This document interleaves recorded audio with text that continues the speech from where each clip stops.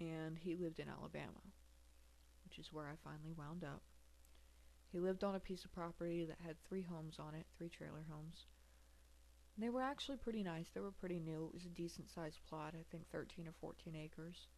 His aunt and uncle lived in one. His mother, aging mother, lived in another one, and he had one to himself. And of course, his was completely trashed. I tried my best to clean it up while I was there, but I couldn't fix plumbing and things like that. One day, when he realized how young I was, he went to town, borrowed his mom's car, and went to town and didn't tell me where he was going. He just left. And he took his metal detector to go sell it because he was going to put me on a bus back home. And his aunt and uncle looked at me and they were like, if we put you on a bus, you're not going to go home, are you? And I said, no. And they said, all right, you can stay here till you get caught. They said, but we want you to go make sure you're not pregnant and go get yourself on birth control. And I said, okay. And I think by that point, I was ready to be caught because I knew that enough time had passed in that month and a half to 2 months that my mother wasn't going to want me back. She wasn't going to want to deal with it.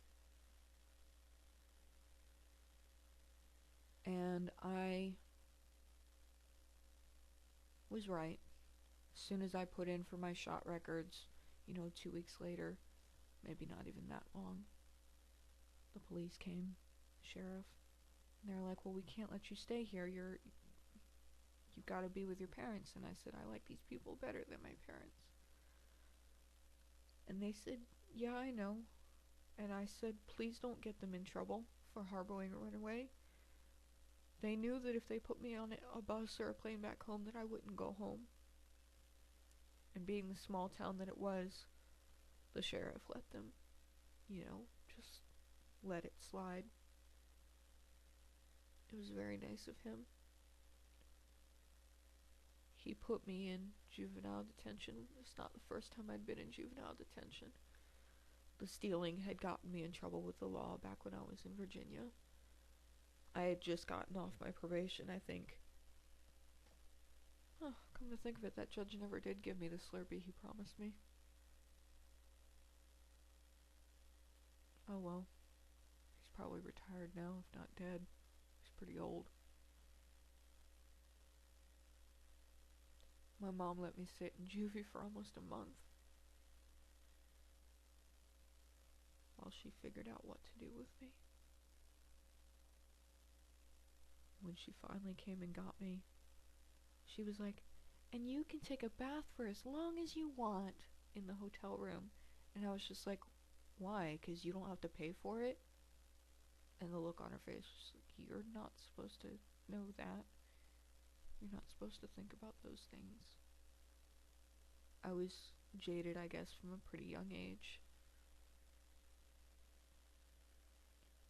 She put me on a plane to Florida. Nanny came and picked me up at the airport, and that, I think, was just about the happiest day.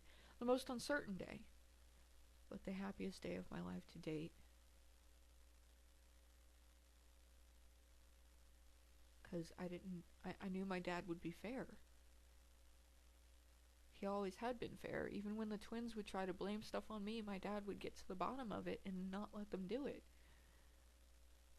And I spent the day with Nanny while Dad was working. And then she brought me over to Grandma's house around 4 o'clock in the afternoon. And Grandma was Grandma. Let me know where my room was and everything like that. And she was upset with me. But she wasn't upset with me because I disobeyed my mother. She was upset with me because I didn't have the sense to call my dad sooner. Hang on.